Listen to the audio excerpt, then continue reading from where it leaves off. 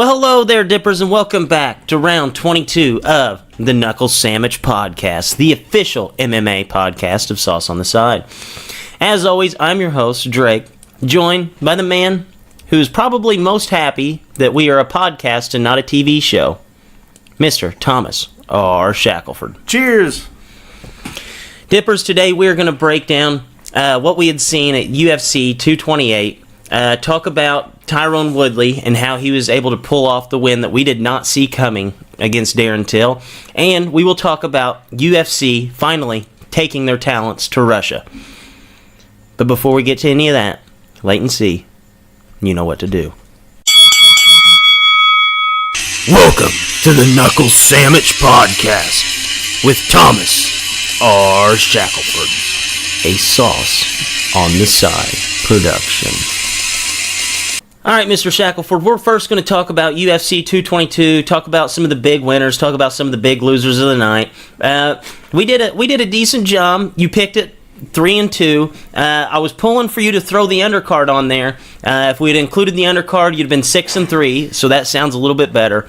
Been off our game a little bit, it seems like, but we got to get back to picking some winners. Some of the notable winners that we had, Tatiana Suarez looked absolutely dominant against Carla Esparza. You had Jessica Andrade pick up the win against Karolina Kokevich, and we had our other winner was Zabit Magomed-Shapirov, who is able to absolutely dismantle Brandon Davis. So we'll start off with, from our winners, who do you think was the biggest winner of the night? It's got to be Woodley. You could really say a couple. I mean, Andrade with her baby Vanderlei Silva style KO of Carolina probably punched her ticket as the next person to go against Rose. Zabit, although that Davis dude was hanging in there with Zabit on the feet, definitely more than competitive. I think he was probably actually landing at a higher clip than Zabit. Ultimately, he got taken down. So Zabit is probably going to be right up there. I say give him a top 5 guy, just to see where he's at. His ground game is nuts. Once he got behind Brandon Davis, he just wasn't getting away. The other one, again, Tatiana, she was better than I even thought she was. She just really ran through Esparza. You could say, I think the best winner would have to be it'd have to be Woodley. A very close second would have to be Andrade, just because she basically stamped her ticket into the next title fight with Rose at 25. Yeah, I agree 15, with you. I'm sorry. I think Andrade is definitely going to get the next title shot. She has to. I mean, where else do you go as a number 2 contender? Tatiana Suarez, we had talked about how good she is, but she looked better than that, I thought. I mean, she's absolutely dominant. I know that we actually didn't get to watch this fight together. I watched it first before you had come over to watch the rest of the fights. And the whole time I was just texting you, this girl's unstoppable. This girl's a beast. Like, she is going to be the next big thing for the women's division. And I'm actually really happy about that. That way we can get some more star power there, some more, not just good fighters, but great fighters.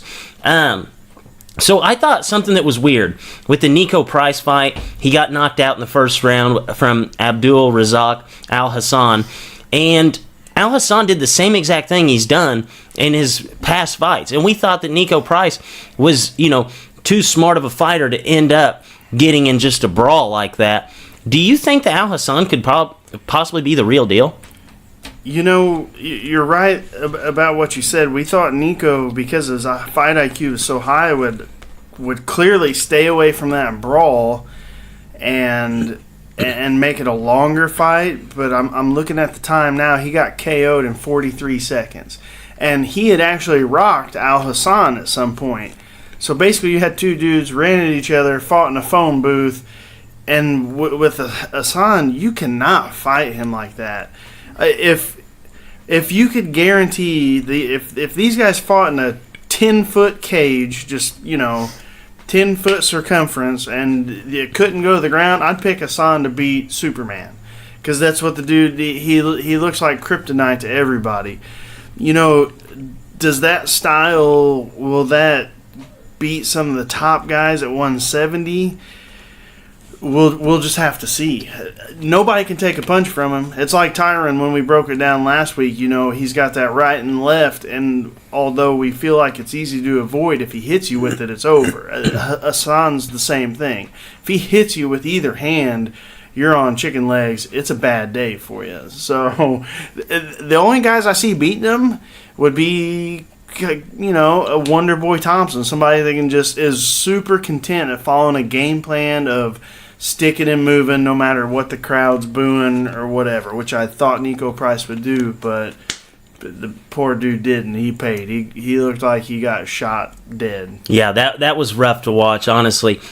So we kind of skimmed over Woodley going out there and just kind of putting it to Darren Till. The guy's unbeaten since 2014. This is now his fourth title defense, his third win in those title defenses. Where would you put him as far as top welterweights of all time? I've got him tied for 2. I think him and Hughes are right there together. This is if you listen to Food for Thought with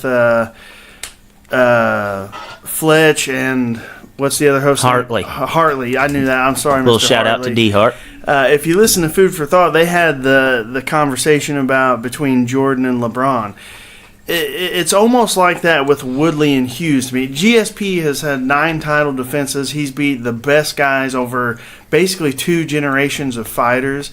He's not being touched right now, but when you break it down, Hughes and Tyron, I think, would be tied for 2. And the reason why I have him tied is Hughes, at the time of his reign, although maybe you could say that some of his challengers weren't as well-rounded, which I don't really agree with that, and I'll list a couple of his challengers here in a minute. But at the time, he was a top UFC draw. You had basically Chuck Liddell. Even before Chuck, you had Hughes, you had Tito, Randy came in a few minutes later, you had Kevin Randleman. Without those guys, we don't have the sport today. I mean, and that's just the facts. It's almost like, LeBron leads Jordan in numbers, but at the time, Jordan to basketball was more than what LeBron is now, and that's essentially what it is for Tyron and Hughes right now. As far as that fight goes, it's amazing how we can rewrite history so quick. I've listened to a ton of shows and a ton of breakdowns of the fight, and they're all saying Woodley just ran over Till. I mean, you were there, you watched the fight. He didn't run him over. The first round, they keep saying, well, Till only threw 2 strikes the whole fight. That was because Tyron wrestled him the entire first period, and he didn't take him down. He had him in a bear hug. Not great technique, which we talked about. He's more of a power guy. He's used to clamping that on, dude falling down, and Till just wasn't. His technique to get out of it was pretty good. So Tyron did throw a few shots, but he looked almost visibly frustrated because he connected with the left, hit a couple nice high kicks that bounced off Till's arms. He almost looked visibly frustrated in that first because Till basically just didn't do any offense but nixed everything Tyron was doing. And I thought, oh man, Tyron's in trouble. Second round comes out, and Till, we talked about how he's a master at distance like Conor, and this is where he failed. The combo that he threw that actually Woodley countered and knocked him down, which set up the end, he essentially, instead of throwing a jab, he did what I call like a rock'em sock'em robot jab, which, if you guys remember rock'em sock'em robots, basically just the elbow goes forward, your fist is straight up and down. It's not a very good punch. It's a mix between a straight, like a jab, and an uppercut, a lead hand uppercut. Which against Woodley is a super stupid punch because it takes away your body's square, takes away all that distance, it takes away all that range that he had to capitalize on. He threw that little rock'em sock'em robot punch, which didn't even land. It touched Woodley but didn't affect him, didn't make Woodley alter his game plan, and then he came with a very, very low straight left, and Woodley just props to him. He just hit a nice little pullback, step through, right hand right on the button, put him down. And on the ground, I really think Tyron outsmarted him. I mean, he got into half guard, was hitting some pretty good shots from there, and we kind of went over it the other day, me and you did. But basically, he gave Till two options to either create some space and get hit with some elbows or come in and Woodley slap that darce on, which if you're a high-level wrestler like Woodley, if you've ever wrestled in your life, you got a pretty good squeeze. If you're a collegiate wrestler, you can choke people out with not great technique, and really that's what he did. It wasn't the most technical darce choke, but once you could tell once he put it in and he pushed his chest down, it was just over. I mean, his head would have popped off before he escaped that. Yeah, an ultimate bummer because I was hoping that fight, winner or loser, I was hoping we'd at least see it get to where Till was able to open up the offense a little bit, but it never really happened. I'll kind of blaze through the undercard, just give you some of the big winners there. Aljamain Sterling was able to pick up the win over Cody Stammen. Jimmy Rivera actually looked really good against John Dodson, but John Dodson looked so odd, just like he had the last few fights. I'm going to ask you about Dodson here in a second, but it seemed like Diego Sanchez and Jim Miller hopped in a time machine. They were able to pick up big wins on the Fight Pass prelims. The person who most sticks out to me here was John Dodson. Do you think that, we were kind of questioning if he had reinvented himself as a fighter, with his new almost game plan every single fight of not really, opening up the offense like he had in the past. Do you think that there's something to that, or do you think we've seen the best of John Dodson already? His last TKO was in 2016. That's almost 3 years ago. That is crazy for John Dodson. And almost all of his last, I'm looking at the thing, almost all of his last since then, he had that TKO in 16. Since then, every one of his fights have been a decision, and all but two were split. And I knew that he had some fights like that. I knew he essentially, he's fighting safe. I mean, he knows he's faster, and he knows he's got a strong left hand, so he's kind of doing what Woodley had been doing his last couple fights, where he makes them come to him, hits them hard, backs them off, and then just mix and repeat. He's had mixed results with it. Woodley's had 3-0, actually just 2-1. It'd be 2-0-1 with that since he had that draw. I think we've seen the best of him. I mean, this is a guy that knocked out T.J. Dillashaw to win the Ultimate Fighter, had one really close fight with Mighty Mouse. Actually knocked he was a split second away from KO and Mighty Mouse. And then it seems like after that second fight with Mighty Mouse, where he had pretty much just got handled, he just ain't been the same guy. Now, we didn't count that against us on our picks, because I just kind of threw it out there like, hey, he's got a chance type thing.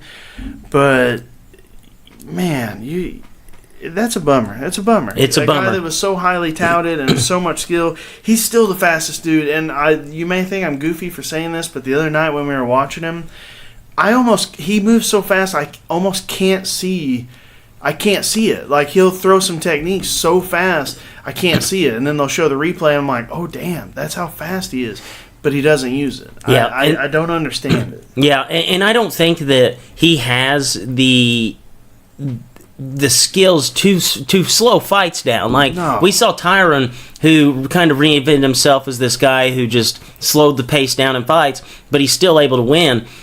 John Dodson, that's not his game plan. He needs to be fast. He needs to kind of make it a little dirty and just kind of catch people just because his technique is so fast. So it's kind of a bummer there. I would really like to see him get back on the horse, because win, lose, or draw, back in the day, John Dodson was a fun draw. He was a fun draw because if he wasn't... Think about the little guys, think about it right now. Can you name 5 little guys right now without Dodson being in there. No, John Dodson's one of the first I always go to because he was the magician. Exactly. I mean, he was in and he was out, and it was fun to watch. He's a dude with a name, which also I'll throw this out there. He just re-signed a contract. That was kind of why I was like, hey, there's a guy coming off a really quick KO here. He's coming back quick.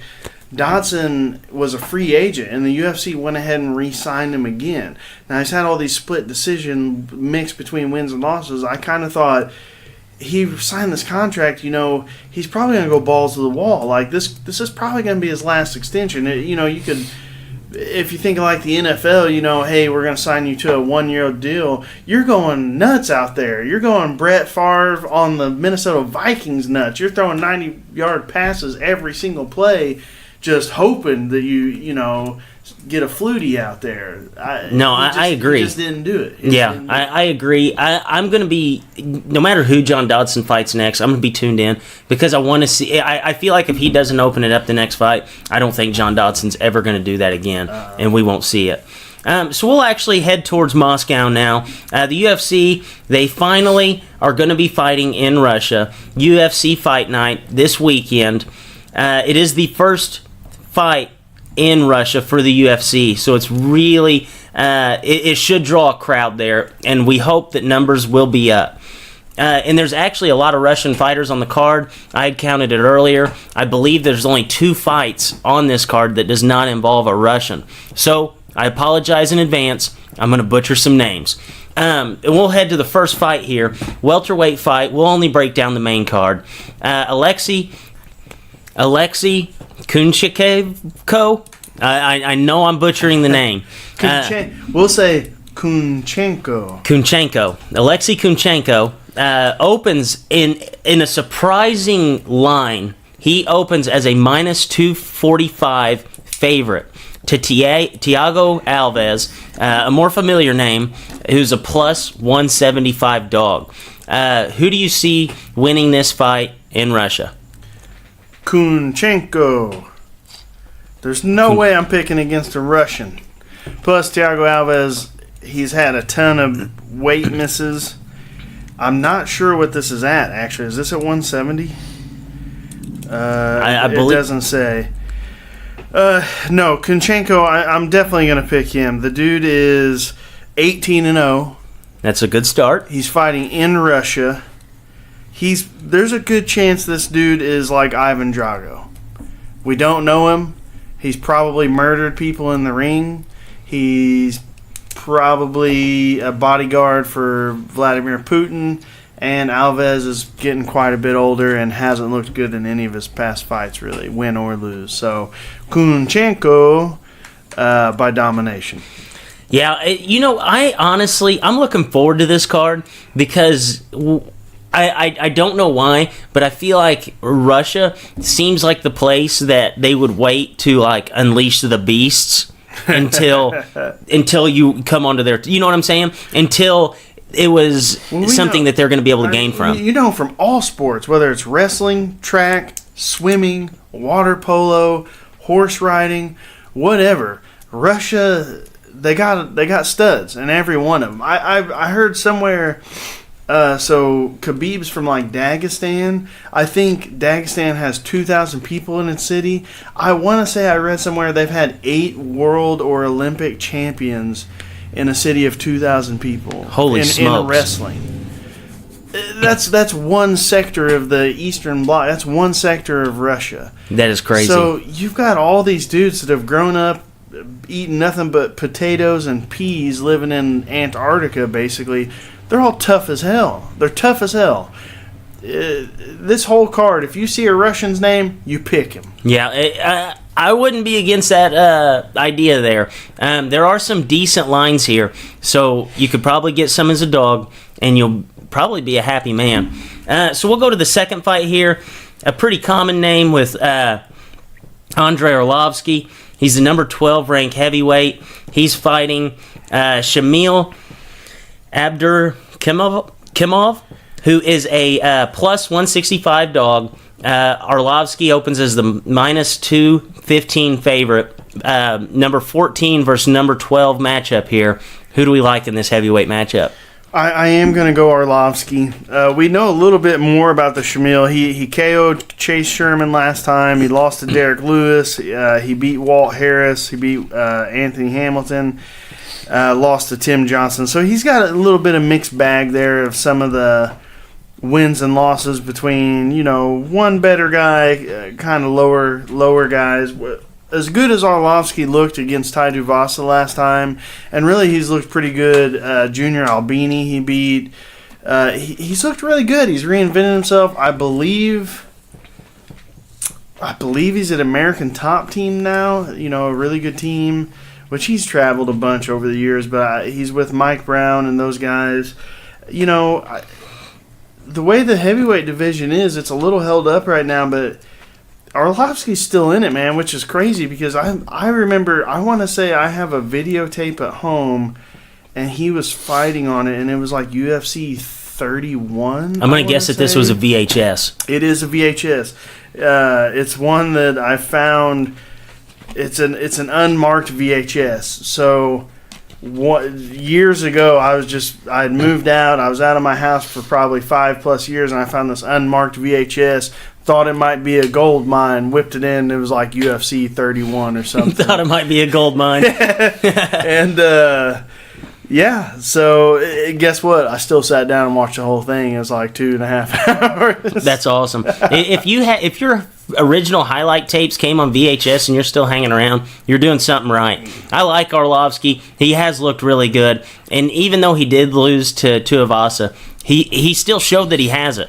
So I actually do like that pick. And, I'm kind of looking at this card, that it is the first Russian card, but the main thing I look at it as is it is the heavyweight gatekeeper card. And, you have Andrei Arlovsky. I've always looked at him as like the top 10 gatekeeper. If you can beat him, you're a top 10 guy. If not, you're left out. And then we have Mark Hunt later on the card, which I've always looked at Mark Hunt as the gatekeeper for the top 5 guys. So this is kind of the heavyweight gatekeeper card. So next on the card, we actually have a lightweight matchup with number 4 ranked Jan Blachowicz, who opens as a minus 130 favorite. So this is kind of bizarre to me. I'm going to go ahead and put that out there because he is fighting an unranked opponent, Nikita Krylov, who's minus 130 dog. If you guys really don't keep up with the rankings and just bet these guys, it's odd that we see a number 4 ranked competitor go against somebody who is unranked, and the lines are so close. I mean, it is 130 to 110, so it's almost a pick'em fight. Who do you have in this matchup? One quick note, looked it up real quick. That was UFC 36. He had actually fought on UFC 31, I think it was his first one. The other guys on that card, the headlining was Josh Barnett versus Randy Couture. Andre got KO'd by Pedro Hizzo. Matt Hughes, shout out, against Hayato Sakurai. Matt Lindland beat up Pat Miletich on there. Evan Tanner, rest in peace, put a beat down on Sinasek.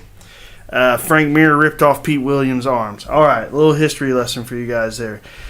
That's crazy. That card includes Matt Hughes and Pat Miletich. And Matt, it's got all of the greats from really the second generation of MMA fighters. That's crazy. And Andrei Arlovsky was on there. Yeah, and Arlovsky was on. And he's still fighting today. Out of all those guys right there, I think Barnett and Arlovsky are the only 2 fighting still. That's crazy. Which Barnett, I want to say, was like that was the night he won the heavyweight title. He was the youngest in history at the time. I think he was 23 years old.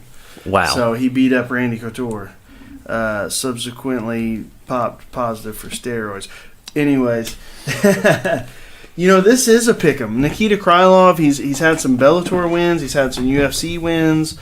Let's talk about a little bit real quick of what we talked about earlier. Jan Blachowicz or whatever. Blachowicz. Is this the same guy that was the governor for Illinois? Yes, this is Rob's cousin. He's ranked number 4. Yes, and we have no idea how to say his name. No, that's what I had said. That I was like trying to do a quick name count because sometimes whenever you're breaking down so many fights, like it's hard to pronounce a lot of these guys' names, especially whenever they're up and coming. But I looked at you and I said, dude, I'm kind of embarrassed. And you were like, why is that? I said, this guy's ranked 4 and I don't know how to say his last name. And you had to kind of help me out with it, but even you didn't know how to say it definitively. I messed it up too. He's had 3 wins in a row. He lost to Cummins. He lost to Gustafson. Dude, I don't know what to make of the UFC. You know, we're going to go with old Jan. We're going to go with Jan Blachowicz Brady just because he has had 3 wins in a row in the UFC, whereas Krylov's, his last couple have been in Bellator. So we'll go with the number 4 ranked guy just because he's the number 4 ranked guy. I mean, you snuck in a nice little Brady Bunch reference in there. Yes, I did. Going back to the VHS days. So we're sticking with Jan then. I guess we have to. It's a pick'em. That's a pick'em. You know, I like to pick people whether it's a pick'em or not, but this one legitimately you could go either way, and I'm not gonna fight you on it. See, the bad thing is that one guy's ranked and the other one's not, and one's even a top 5 guy. I have seen Nikita Krylov fight more than I've watched Jan Blachowicz. Should we pick Krylov? Should we go the dog? Is he our only dog? Man, I feel like... Go Nikita, because I remember that show, La Femme Nikita, that used to play on TNT back in the day. We're going Nikita. We're going the dog. I think that's a good pick. I think it is. He's in Russia. I don't know if he's Russian. He's got a blue and yellow flag. I believe he's Ukrainian. On my Eastern Bloc flags. Go Nikita. I actually like that pick, especially when it's kind of eye-opening whenever you have a number 4 guy versus an unranked guy, and the odds are so close. Yeah. Usually, if this is any other weight class, this is like a minus 1,200 versus plus 600. Yeah, nuts. So we're actually going to get down to Mark Hunt, the second gatekeeper on this fight for the heavyweight division.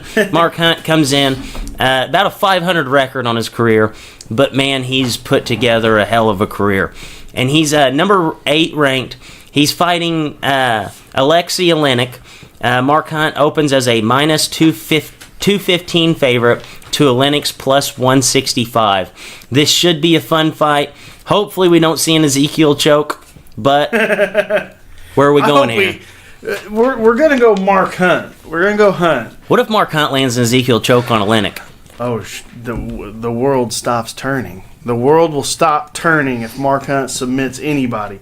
If he submits the Ezekiel choke master with an Ezekiel choke, it's the end of the world. It won't stop turning. It'll just poof up in flames. Has there ever been another guy in the UFC, at least to your knowledge, that has landed an Ezekiel choke?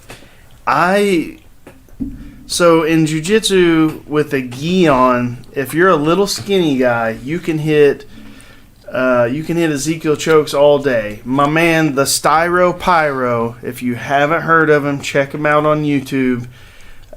Drake Anthony used to go to my jiu-jitsu school. He's moved off now. I got Ezekiel choked at least 5 times a day when he was there. The kid weighs 110 pounds soaking wet. That was his move. It didn't matter what position, he could sneak it in with a gi on. Alexei Oleinik's built like a big shaved white gorilla. He looks like the white gorilla on Rampage.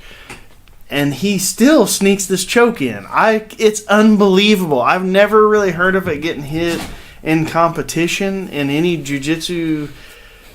It's just not a choke you get. You basically wrap your arm around the back of their head, you put the other one in the front of their throat, and you squeeze. And he hits it when people are mounted on top of him. He just kind of bucks them, squeezes their head, Ezekiel's him. I looked it up. He's got like 10 Ezekiel/neck crank wins. That is crazy. The problem with that is Mark Hunt ain't got no neck. You can't neck crank or Ezekiel what ain't there. I'm looking for Mark Hunt to be bombs away, using that deceiving Pacific Islander belly and body to sprawl and brawl. He ain't gonna mount. I'm guessing if he gets a mount, he just jumps up and runs away, and we see another sweet Mark Hunt walk-off KO. Yeah, see, that's exactly where I was about to say. Mark Hunt is not the kind of guy who is going to knock you down and jump on top of you. He just walks out of the ring and, collects his check at the door.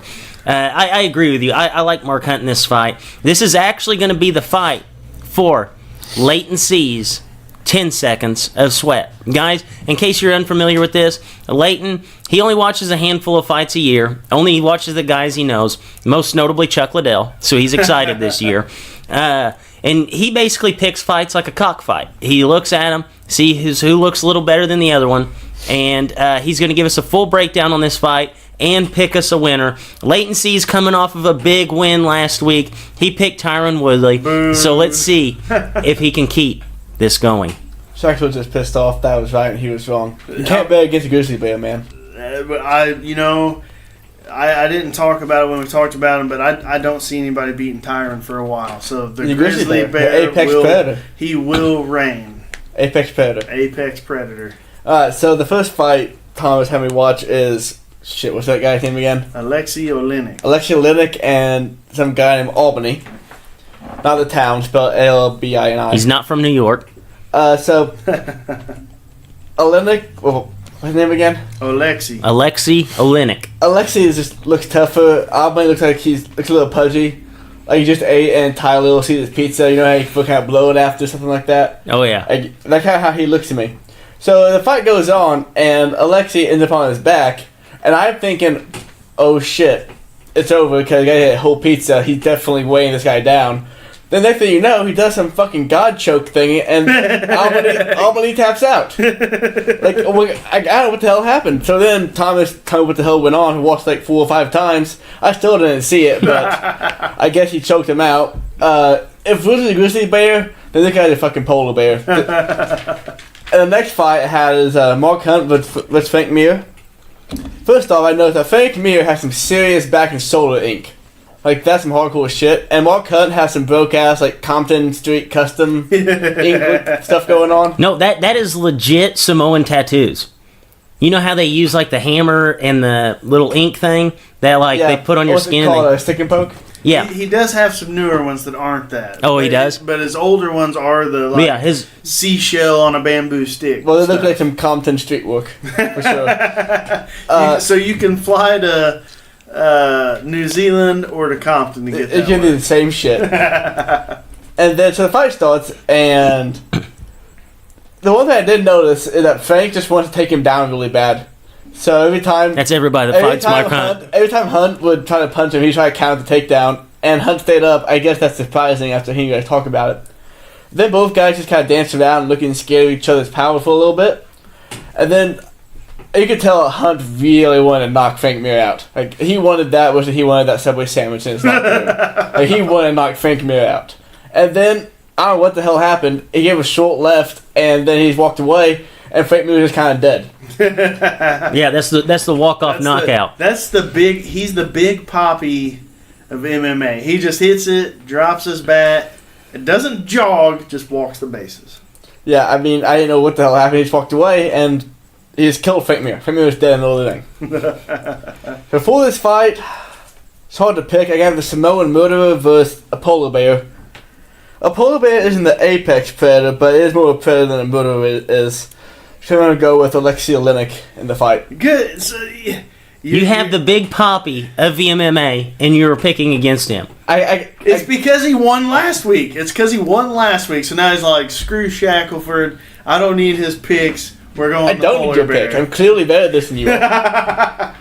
If you win this week, next week the whole show will be you picking. I'm not picking anything. We're gonna let you pick everyone next week. No, yeah. If he picks this will be impressive. If Oleinik wins, you pick the whole fight next week. All right. Well, let's guarantee some winners then. I'm pretty sure I'm batting 1,000 in this game. You are so far. No. He picked James Vick against Gaethje. Yeah, you did. So I got one. Wait, James Vick lost? Yeah, James How? Vick He's a fucking killer. He lost. What? This right here sums up the amount of fights Leighton watches. He didn't even know. He didn't even know how his fighter did. 48-second knockout too. I'm surprised you didn't at least. I'm batting 500. If I do that from 10 we're tied. years, You can say we're tied. This is the tiebreaker. Fine, we're tied. This basically sums up Leighton's picking. So Thomas gave him his homework for this week, and Thomas told me that he was going to give Leighton C a fight in which Oleinik lands his signature move, the Ezekiel choke. And I see Leighton over there. He's searching the internet to find this fight, and he goes, this is 13 minutes long. Like this is way too long of a fight to keep his interest. He goes, no. It's like 2 minutes long. Look, keep looking. So he ends up finding it, and then he goes, what the hell just happened? What the hell just happened? And he sat there for probably 5 minutes just replaying this, trying to figure out how it is. And he just admitted that he still doesn't know how it was finished. But he's gonna win. Hey, I just know that he does the God choke thing. You know the Zeus choke. What's it called? The Ezekiel choke. Oh, the Zeus choke is way cooler than that. We'll call it the Zeus choke. The Zeus choke. He does that. Choke. And then you guys say that he does it often and never done before, so he must be the best ground person of all time after Rampage. See, he would have probably beat Rampage just because Rampage would have tried to get him. Yeah, but he ground and pound. Yeah. He should have grabbed his throat and did that one thing. Yeah, right whenever Rampage thought that he, had him right in his wheelhouse, boom. Good night. Tom, if this is done, I need you to show me what he does. Like, actually put it on me. We will get a picture and throw it up on Twitter. Okay. I'll do it to you, just like Olenek does, and we'll get a good picture. Okay. That's a promise we're going to have to keep. And I want to see Leighton C's head purple. So just to sum up Shackelford's picks, he went Alexei Kunchakov with a winner, Andrei Arlovsky, Krylov, and then Mark Hunt. So he does have a dog that will howl. Nikita Krylov, Shackelford's Lock Dog Winner of the Week. All right, so we'll go ahead and we'll talk about some more fun topics here. I wouldn't say it's a fun topic, but it's something than just, breaking down fights.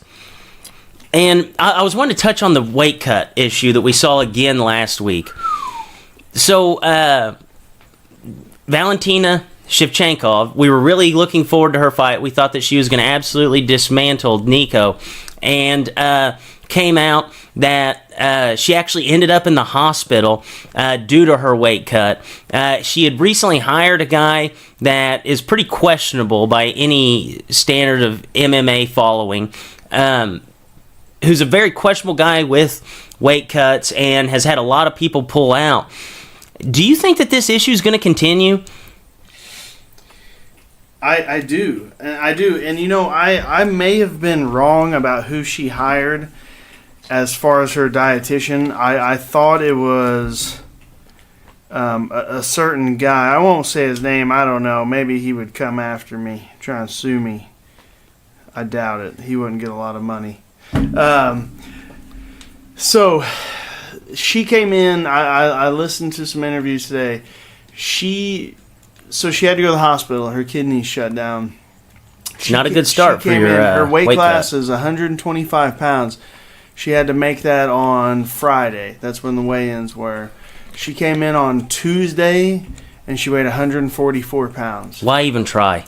So she's had however long her camp was to get her body weight down, and she couldn't get it any lower than 144. That means she was probably weighing, 160, 170? That's absurd. She started her cut at 144 the night before Friday, so Thursday night. She said her back pain, stomach pain, dry heaving, blah, blah, blah. Had to go to the hospital. Her kidneys were failing. She said, and she sounded surprised when she said this, that the doctors told her when your kidneys start to shut down, it could turn into a cardiac issue where the muscle in your heart can start to deteriorate and may not give you a heart attack, but can kill you over time. I wanted to say, you don't have to be the smartest person on earth to know if your kidneys aren't working, that hurts other organs in your body. Yeah, that would be pretty obvious. So forget it. If he comes after me, he comes after me. George Lockhart is the guy. I explained to you a little bit. Mike Dolce was really the first big named guy that ran the Dolce diet. He did a bunch of MMA fighters. He was an MMA fighter himself. Word on the street was just in the gym that he worked out in, because he was a pro fighter, he got everybody in his gym on weight, and it was easy, and he did a really good job. So he quit fighting. He started doing the Dolce diet. Now, according to him, his record is he's 100%. He's never had a missed weight of guys that followed his regimen. He's not into it anymore, but with him came a bunch of other people. And George Lockhart was one of them. He got fired. He's worked with Khabib in the past. We know Khabib had a bunch of health and weight issues. He's worked with Cyborg in the past. Cyborg fired him. She had some weight and health issues. Now, could this be those guys are so big that they're trying to cut too much anyways and they're going to have those problems with anybody? Yes, of course it is. But the fact that he's with these high-ranked guys and they just keep falling out is kind of a sign. Well, he's got other plans, but I listened to another fighter named Sam Alvey talk about it, and he was bragging about how he's going to the Lockhart school and he's getting certified under Lockhart to be a dietitian. Well, Sam Alvey's had a couple weight misses, and he's struggled with 185. He's up at 205. He told a story of how he actually holds the record. The way Lockhart does it is you do whatever diet beforehand, but about 2-3 weeks out or something, they do what they call the water loading phase, where they drink as much water as their body can physically handle a day, leading up, 2 weeks, 1 week before the fight. So that way, fight week, they'll flush it out. Well, Sam Alvey, when he told his story, is he holds the record for the Lockhart guys at 3.5 gallons of water. That's absurd. It's completely absurd. I'm not a dietitian. You've talked about maybe shooting Shorty a message. We could get his nutrition guy on here. I would love that to talk to him. But basically, the way Lockhart and it's not just him, because she is actually going through the UFC Performance Institute now, so they have their own dietitians and people. And I've seen her talk about it. Basically, the week of the fight, the week before the fight, they drink as much water as their body can handle and cut out completely sodium, carbs, and fiber. And then she was baffled as to why her sodium levels were so out of whack and her kidneys were shutting down. Because you don't have to be a scientist to understand this stuff. That's horrible for you. You're coming in 22 pounds overweight and trying to drain 20-something pounds of water out in a 2-day period. It's insane, and it will get someone killed. Yes, and it's sad, and then we see repercussions come from this. Dana comes in and says that she's now going to be stripped of her title. Which I don't disagree with. I know you texted me and said it was kind of sad. This is a person, she had to make weight like 3 times for the tough, which I will agree with her. And she said that some people, when they come off tough, they have a hard time making that same weight class because making weight 3 times in a month period, that is tough on you. And she's had a broken foot that's kept her out a long time, tonsillitis. She ended up getting them removed for a long time. It's been almost a year since she won her title, and she was still so much overweight that she came in 20 pounds over her weight class. That's Dana gets a lot of flack for stuff, and he didn't show up for the press conference, and he bashed Woodley, which is not good, and then didn't show up for the presser. I don't disagree with him about pulling this title from her. You've got to. I just, of all the titles that have been stripped for weird ass reasons, this one I'm kind of like, yeah, this is probably a good one. But do you think that now he set a precedent for himself to go after the titles whenever people aren't able to make weight? A little bit. I mean, it makes it a weird, sticky situation. If it were up to me, I would say, here's the belts. No interims, no nothing like that. Here's the belts. If the guy can't fight, it used to be like a calendar year. Like if you couldn't fight within a calendar year, they stripped you. Because BJ Penn did that. And basically around the year time, they stripped him because he wouldn't re-sign contracts and stuff. But you look at Dominic Cruz, he was out almost 2 years, and they never gave Renan Barão the legit title. Right. So Renan Barão was murdering dudes for a 2-year span as the interim champ, but never got that champ money, never got that champ endorsements, and he'll go down as an interim champ in the book. So it's just weird. They just need to make a set rule. You're either the champ or you're not. We'll pay you a higher price, but it's so crazy. That's why I've said it the last 3 weeks. Forget the titles. Let's just watch fun fights. Let's have all Conor McGregors and George St. Pierre's.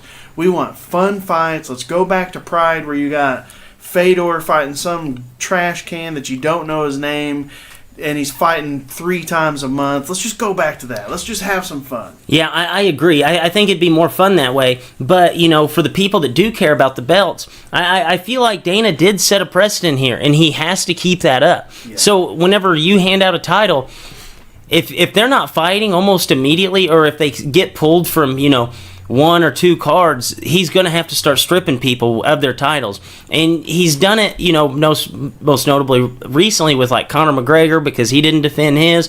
But, like, everybody understood that. Yeah. This one was kind of odd, in my opinion, because it was a lot of stuff that went into it to put her on a year-long layoff, and then she doesn't make weight one time, and then bam, there it is. It's gone. And I feel like being a part of being a championship fighter and being a belt holder, a large part of that is making weight. So I think that people would be smarter about their diets, and they would, really strive to make weight if this was the new precedent. If he said, okay, 1 year from the time that you earn your belt, if you do not defend it, it's gone. And if you do pull out of, we'll go 2 fights. If you pull out of 2 fights, boom, it's gone. And I think that would be better, and I think that it would reward the people that show up every single day on weight, and it would repay them monetarily because they would have a chance at the title fight, and it would be more money for them. I agree. I mean, I say I agree. I don't disagree. I think it sets a precedent. Whether good or bad is just to be determined, because she said she thought she still could have made the weight, but the hospital and doctors are always going to lead towards safety. They just basically said, like, hey, who knows what have happened? You may have started having cardiac issues if you would have went another, 20 hours trying to cut that weight. So it's a double-edged sword. You got, hey, I can make the weight, but might die making it, or I don't make the weight and get stripped. It's just different. It's crazy. It is crazy. It is crazy. I can't believe that she came in 19 pounds overweight. Was that she 25? Yeah. So and she'd said her last cut when she fought for the title was her hardest cut to date then, and she came in at 141, I think. So Holy she came smokes. in 3 pounds heavier, knowing she came in 3 pounds heavier than the previous hardest cut of her life. That is unbelievable to me. Why even show up? Yeah, that's what I said. Why even try? Because if you're 19 pounds over and you're only 100, you're only going to be, 125 pounds. That is almost impossible. Also, we should say the females have a harder time cutting weight than the males. So that's a proven fact. At the high level, girls have an insanely harder time losing those pounds like men do, and it throws them off biologically as far as girl frou-frou stuff in the future. Yeah, and whenever we talked to Shorty and talked to him about his, I think it was his first fight in the UFC, it was 3 weeks out before his fight, and he was right around the same weight that Nico was. That's great, that was weeks out, and he told us that he didn't want to take the fight originally because he thought it was going to be too much weight. Talked to the nutritionist, Lutrition, and he was like, no, we're going to be able to get it down. He said, don't worry about that. That should be the last thing on your mind. And that was almost 8 to 10 times the amount of time that what she had to lose it. We got to get him on here. Yeah, I agree. I would love to hear from that guy. Yeah, I think that would be a really fun thing to hear, and honestly, it would help me out whenever I try to argue this issue a lot. So the UFC came out, and they had announced the first press conference for Khabib and Conor. It is set for September 20th. What are we looking for in that first press conference? Yeah, we're looking for we know Conor's not going to be. We got to see how agitated. We got to see how agitated Khabib is, because that's what Conor always does. He gets in these guys' heads before the fight, and I'm not convinced Khabib's a guy you can do that to. A little side note about this: I've been hearing from different shows. Rogan talked about it. Brendan Schaub, Chael Sonnen's another one I listen to. Conor is not doing press for this. You remember his last couple fights, he told him, especially with the Nate Diaz, he really thought that was a problem. He was doing so many pressers and world tours and this and that he needed a little break to focus. he basically just said, and this is coming from Joe Rogan was the first one I heard it, and he's with the higher ups. Conor just basically said he's not doing anything. He's showing up for fight night, and that's it. Almost Nick Diaz style. So I was a little surprised to see this press conference date pop out. But if you look at it, it's next Thursday. It's about 2 weeks away from the fight. So he's probably going to be in Vegas already, which I love that. Basically, he's if he wins. If he goes about all this where he's not doing any press, it's still the highest paying show ever, and he wins, he's going to own a percentage of the UFC. I mean, there's no way. The Mystic Mac aura, baby. Oh yeah, there's something to it. So just a cool little side note that I'm always going to side with an athlete against the organization, just because we know how much money these organizations make. And I love Conor and Khabib. We're looking to see if Khabib has got the crazy eye. If he can stand there and look at Conor in the eye while Conor's calling him every word in the book and give him the Conor death stare. Oh man, that's gonna make the fight so much more fun. Because like if you watch, they've been pumping out these little videos, and this is also goes to that. The UFC is showing these things. It's called The Notorious. They drop them every Monday on Facebook. They're 30-minute episodes of Conor from the beginning of his UFC career. The last one was of his Poirier fight. And that's basically what they're having to work with. Because I don't even know if they're shooting a countdown show. I don't know what they're doing. He's saying nothing. So the Mac Life, if you guys follow the Mac Life, that's his website. Mac Life might be shooting stuff, and I seen they put out a 20-second video yesterday, but even you said there was a video the other day of his mouth all bloody and stuff. They took that down like instantly. Oh, they took that down? Yeah, so there is nothing coming out of either guy's camp right now. So the UFC's running these things called The Notorious every Monday, and they were showing the one with Poirier. Poirier is like ready to murder him at every single event. At every single press conference they did. And Conor, and they're showing him in the hotel room, and he's talking about it. And he's like, I'm just getting in his head. He's like, I just say anything to him, and he just wants to murder me. He's like, in one specific spot, he made, I forget what he said to him, but they were doing a stare down. And Conor said that he made him so mad, he said something, and then he moved to the right. And he said he saw Poirier's eyes didn't adjust to him to the right. He was so mad, he was just staring straight forward. Now, whether that's true is here nor there. But he was saying, he's like, in the fight, he's going to be so mad, he's not going to be able to follow my movement. It's going to be a flush KO within a few minutes. And that's what happened. Yeah, so that's unbelievable. Dude, I'm getting jacked just thinking about it. I'm going to watch those stupid shows. They're fights I've already seen. They're build-ups I've already seen. I've watched them like 2 times a piece. I'm so jacked. And you know what I think we should do? Starting next week, do like a 10-minute breakdown on just Conor. Then the next week, a 10-minute breakdown on just Khabib. Then the next week, a pick a winner, and then we'll be here for the fight.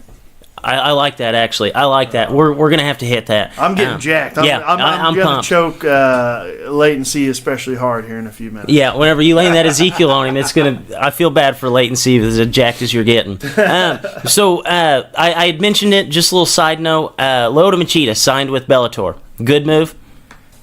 For him, yeah. A word on the wire is Bellator's pays fighters significantly better than the UFC does, and they're allowed to have sponsorships on the shorts and stuff. So I mean, he's in the twilight of his career. He's when I think of the 85-pounders in Bellator, I can think of one, and that's Rafael Lovato Jr. So there's a great chance Machida gets another championship in a major organization before he retires.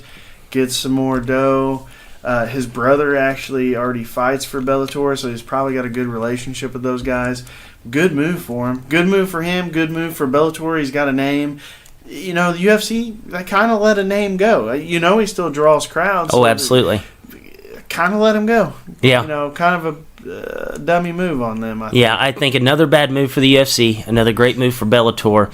Cannot wait to start the Khabib and the Conor breakdowns. We will get to those, and we will always have the latency 10 seconds of sweat. And on that note, for Drake, for Shackelford, and our producer, Latency, Dippers, as always, stay saucy.